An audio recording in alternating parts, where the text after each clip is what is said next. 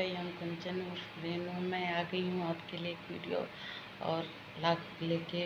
और यूट्यूब वालों को मैं तहे दिल से बोल रही हूँ कि वो मेरी वीडियो को आगे बढ़ाएं और समाज को मैसेज दें। मैं आज आपको एक भोलेनाथ का किस कहानी सुनाती हूँ जो मेरी मम्मा मुझे सुनाती थी, जो भोलेनाथ की भक्ति करते हैं। उस भक्त की एक कथा है, पता नहीं ये झूठ है कि सच है, पर मैं आपको सुना रही हूँ ये कथा। एक भक्त थी लेडीज़, वो बहुत भोलेनाथ को बहुत बहुत मानती थी। तो उसके कोई बच्चे नहीं थे। सब उसको बोलते रहते थे कि आपके कोई बच्चे नहीं, आप तो ये हो वो हो, आपका कोई वजूद नहीं है, आप अभागन हो, आप बहुत मतलब आपने बहुत बुरे कर्म करे होंगे, आपकी औलाद नहीं है। तो बहुत रोती थी, किसी से कुछ नहीं कहती थी। पति भी उसका उसको बोलते रहता था, तू तो किसी काम की नहीं है, तेरे बच्चा नहीं है, सारे बोलते थे। एक दिन वो बहुत बहुत रोने लगी और भगवान की पूजा कर रही थी, भोलेनाथ की। वहाँ पे उसको कुछ इंट्यूशन हुआ।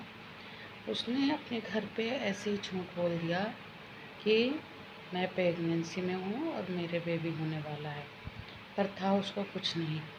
फिर सब लोग बहुत खुश हुए, उसका मान सम्मान करने लगे, बहुत बहुत आदर करने लगे।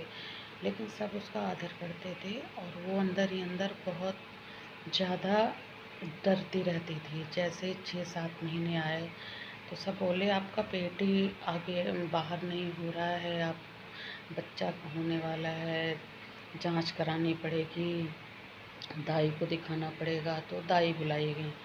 मतलब कहते हैं ना कि दुनिया बहुत बहुत ज़्यादा, पहले भगवान कुछ नहीं करते हैं, ये दुनिया की परीक्षाएं देते रहो आप। इस दुनिया को तो भाड़ में रख दो एक तरफ। लेकिन पता नहीं क्यों इस दुनिया को परीक्षा देते हैं लोग। और घर वाले ऐसे अगर हों जो परीक्षा या तुम्हारा इम्तहान लेने लगें, ऐसे घर वालों को साइड रख दो। कोई घर वाला नहीं है ऐसा। तो फिर वो दाई वाई आई तो उसने क्या किया, उसके मन में फिर से ये हुआ, उसके मन में फिर ये हुआ कि अब जो है ना क्या करूँ। फिर उसने दाई को एक साइड बुलाया और सब कुछ कहानी बताई। उस दाई को इतना पैसा दिया, उसने बोला कुछ मत बोलना प्लीज़, जैसा मैं बोलूँ वैसा कहना। तो फिर दाई तो पैसा लेके खुश हो गई और भगवान की मर्जी थी। दाई के दिमाग में भोलेनाथ आए और उसने झूठ बोला कि हाँ इनके बच्चा होने वाला है। फिर एक दिन वैसे ही 9 महीने हो गए, फिर बच्चा होने वाला था। तो उसने रानी ने बोला देखो भगवान ने मुझे ऐसा बोला है कि बच्चा कोई देखेगा नहीं और मेरा बच्चा कोई देखेगा नहीं। अब रानी ने क्या किया, गुड़िया बनाई कपड़े की और वो गुड़िया को छिपा के वो रखती रही एक कमरे में। राजा आए तो उसको छिपा दे, बोलते हैं तुम 12 साल तक इसका मुँह नहीं देखोगे बच्चे का, और 12 साल के बाद देखोगे मुँह, ऐसा भगवान ने बोला है। तो फिर राजा ने बोला कोई बात नहीं, हमारे हमारे इतने दिनों बाद औलाद हुई है तो हम 12 साल बाद ही मुँह देखेंगे। जब 12 साल हो गए, अब रानी और डरने लगे, बार बार भोलेनाथ के दर जाए और बोले भोले बाबा अब क्या करूं, अब तो मुझे जान देनी पड़ेगी। लेकिन भोले बाबा का चमत्कार, भोले बाबा कहानी कोई नहीं जानता। तो भोले रानी ने उस गुड़िया को कपड़े में लपेट के और बोला कि मैं थोड़े दिन के लिए बाहर जाऊंगी। और बहुत रानी डर गई और वो गुड़िया को लेके बाहर चली गई। तो राजा बहुत दिनों तक परेशान रहे। उन्होंने बोला रानी अब तो बोल गई थी कि 1 महीने में आऊँगी, अभी तक नहीं आई, मैं अपने बच्चे की खबर लेके रानी को ढूंढने जा रहा हूँ।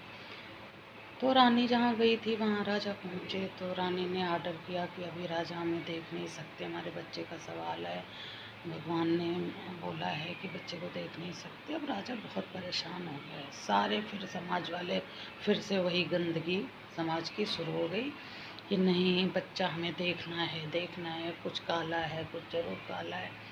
अब रानी ने एक कुआं था उनके पास, रानी ने बोला अब मैं जैसे ही वो लोग अंदर आएंगे तो मैं कुएं में कूद जाऊंगी। तो भगवान की बहुत बहुत चमत्कार होते हैं। जैसे ही फिर सारे लोग अंदर आए, राजा अंदर आए, जैसे उस गुड़िया को खोलने लग गए, वो पुतला खोलने लग गए और इधर रानी बस अपना सब कुछ अर्पण करके भगवान को, भोलेनाथ को, और बोली अब भोलेनाथ मैं आपके पास आ रही हूँ क्योंकि झूठ मेरा खुलने वाला है। तो जो भोलेनाथ पे सच्चा विश्वास करते हैं तो वो राई से पर्वत, मेरी माँ कहती थी, पहाड़ से राई बना देते हैं और राई का पहाड़ बना देते हैं भगवान। भस्म कर देते हैं 1 सेकंड में दुनिया को और फिर से नई दुनिया बना देते हैं भगवान शिव। तो जैसे ही उन्होंने कपड़ा खोला वैसे ही उसमें 12 साल का बेटा खड़ा हो गया।